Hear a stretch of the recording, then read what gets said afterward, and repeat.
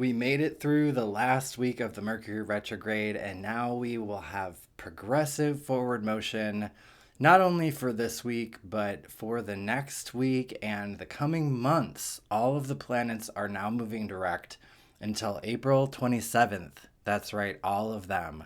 So there are no retrogrades. Even the annual retrogrades that happen with the outer planets until Pluto stations direct on April 27th. That's big news, and we're not quite feeling it yet as the week begins because Mercury just stationed direct on Saturday night and still has to get through the stall out of the end of the phase here. So we're dealing with the Mercury retrograde style of energy for a couple more days. But this week has nothing else but supportive angles to go along with it, and a full moon at the end of the week that will be also in support for the earth signs and the water signs. So those are the elements really taking the stage this week, earth and water. So we're transitioning, we've got Pisces season happening now, which is water. It's that emotional, creative, intuitive, nurturing energy. It's that sign of charity and caring. And we've also got Venus moving into Pisces this week, which we'll talk about in just a second. But overall, this is going to be a contrast of this very Uranian inventive air energy that we've had the last month or so. And then we had that Mercury retrograde, which had many signs struggling through the glitches and the changes of plans and everything like that. So we're coming out of some kind of challenging energy that we talked about in that last video. And now earth signs and water signs will be showing the support this week. So Earth's earth element is all about stability, grounding, support, resources, stable progress, a slow and steady building kind of energy. So combining earth and water together is very fertile. You put water in the dirt, what happens? So it's a very fertile energy week that we have going on here. But again, we have to still acknowledge that Mercury is still kind of stalled out as we start the week. The beginning and end of Mercury retrogrades are the worst because that's when Mercury's standing still. So we've got to wait till maybe like Tuesday, Wednesday for the forward speed to be regained with Mercury. That gives us more progressive plans. It gives us more connection quicker. Things work out quicker. We don't encounter so many buttons that don't work or, changes of schedules or that kind of thing. Things get a little more smooth, let's say. Okay. Venus moves into Pisces this week, but she's not clearly visible until May 1st. Now, this is kind of a story here. First part of the story, Venus and Pisces. Venus loves the sign Pisces. It is her favorite place to be. It's very intuitive. It's that emotional, loving energy that she so desires.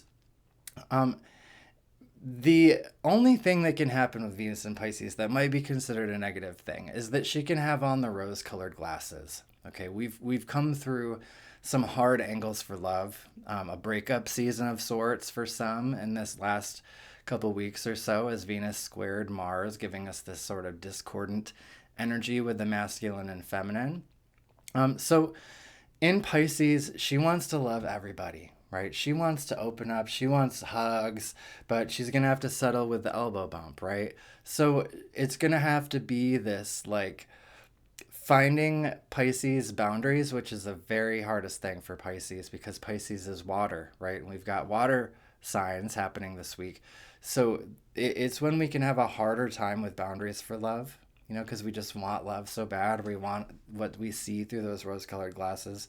So let's find that balance this week. Let's channel this loving Pisces energy, yes, and get creative and get more emotionally connected to ourselves and our how we want to nourish our own emotional well-being, but also being able to have those earth element boundaries of what works, what doesn't work, what feels solid, what feels stable, and what doesn't feel stable.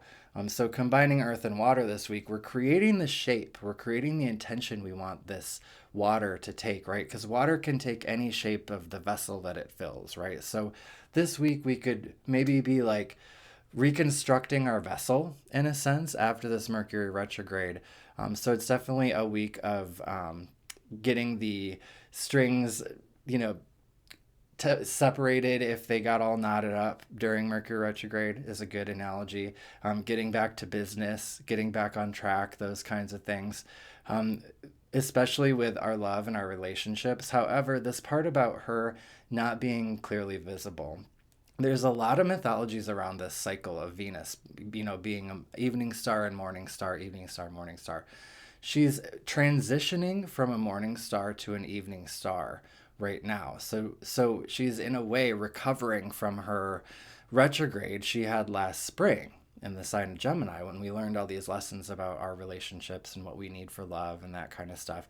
I know that's a long time ago, but what this is all getting to is that May 1st, she will become clearly visible again in the evening sky, which will potentially be a reassessment or new view on what we are seeing in our life that we love or value. So what that means is that our relationships right now, especially if we're getting into new relationships, we just want to have again that balance of that other side of our brain still kind of having an observation that things might appear differently to us about this relationship for better or worse. Things could appear better, than what we think once we can see Venus again. Okay, because she's technically not visible right now. So our love life, our relationships have a little bit of this element of mystery where we might want to reassess and leave some room for growth or room for realignment later on after we can see her again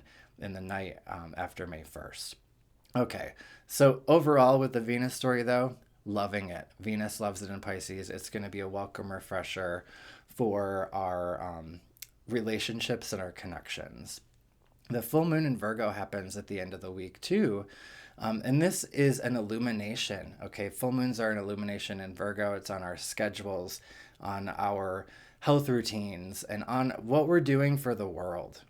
So a lot of us will be seeing a switch over this week into a fertile kind of fruition kind of energy come to this full moon on Saturday, Friday, Saturday, that will hopefully kind of push us out of the Mercury retrograde trench that we had been in the last few weeks. And supportive to Uranus, that would be those upgrades. It would be like a lot can happen in a day kind of energy.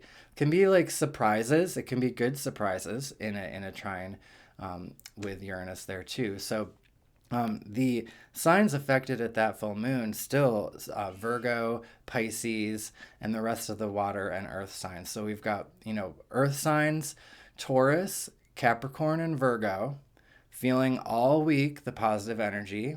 We've got water signs, Pisces, Cancer, and Scorpio, all feeling the positive energy all week through this full moon. So that's great, right?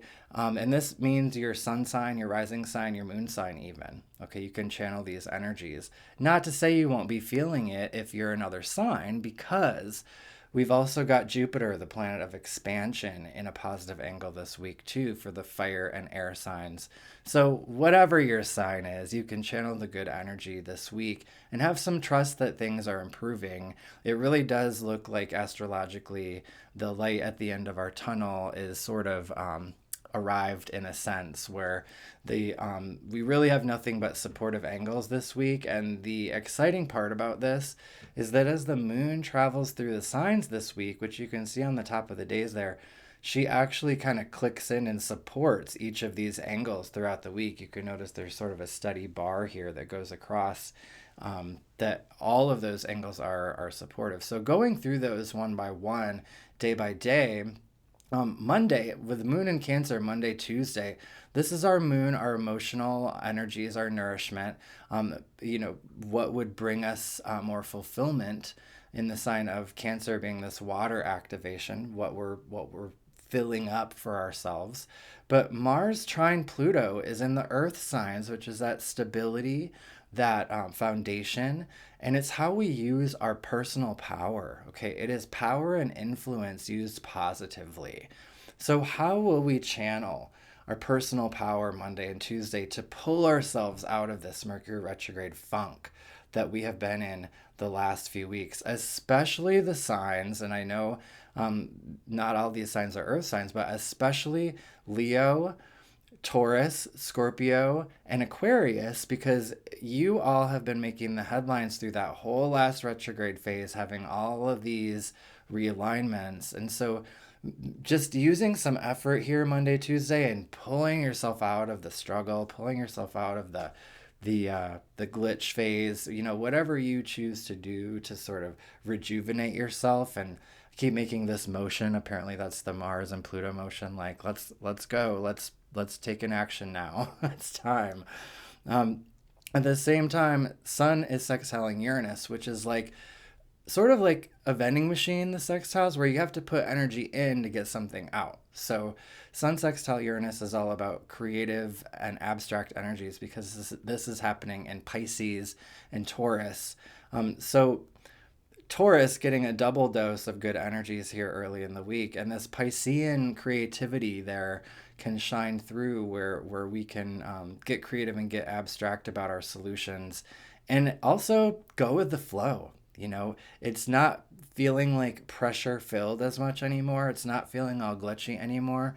So let's like be the Pisces fish and swim in the path of least resistance this week, you know? So we get into Wednesday and Thursday. We're going to have the moon in Leo. So the fire signs start to feel activated by this Jupiter trine the North Node, which is karmic expansion. It's feeling like things that are just sort of meant to happen as far as our growth processes are happening. The only downside to this could be potential laziness or not taking advantage of the good opportunities. So we want to make sure we're using the energy, because in astrology, the supportive angles are supportive to do things, right? So if we don't do anything, then they don't have anything to really support. And it's like, oh, well, where did all the good how come nothing good happened on those good energy days? And it's because we have to actually like work with the planetary energies. So let's have some trust this week. Let's work with it. The retrograde's over. Full moon will start to build here. You can see that on the screen, Tuesday, Wednesday.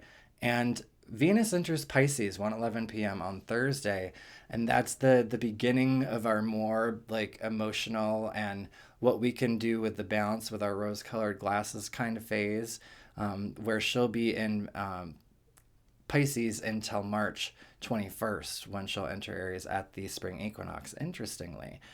So taking on this more caring, nurturing vibe, maybe like asking each other how we're feeling, how we're doing, how we're getting back on track after this retrograde, is everything okay, kind of thing. Then we've got the full moon in Virgo here on Saturday, which will be the fullest Friday night. And this illuminates the sign Virgo and Pisces. The sun's in Pisces, moon's in Virgo.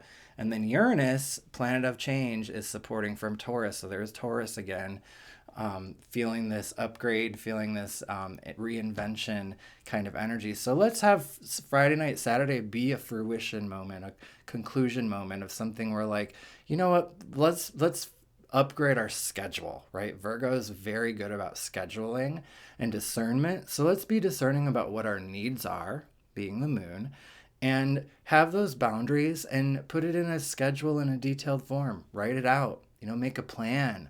Virgo is all about the plan of action and foreseeing the timelines. So let's not get hung up on all the possibilities and potential timelines here. Let's nail something in that could be a positive routine, whatever your sign is. So earth signs, Taurus, Virgo, Capricorn, feeling the positive juju the most at that full moon. And then Gemini and Sagittarius in a more challenging alignment, but you definitely do have good energies to take advantage of there. It's just saying that for you, Gemini, Sagittarius, it could be time to take a step that could be a little bit outside your comfort zone. If you want to help support these videos, which I would greatly, greatly appreciate, you can send tips to Venmo or Cash App, or you can subscribe to my Patreon. You can get to all that from my website at astrologywithcumulus.com.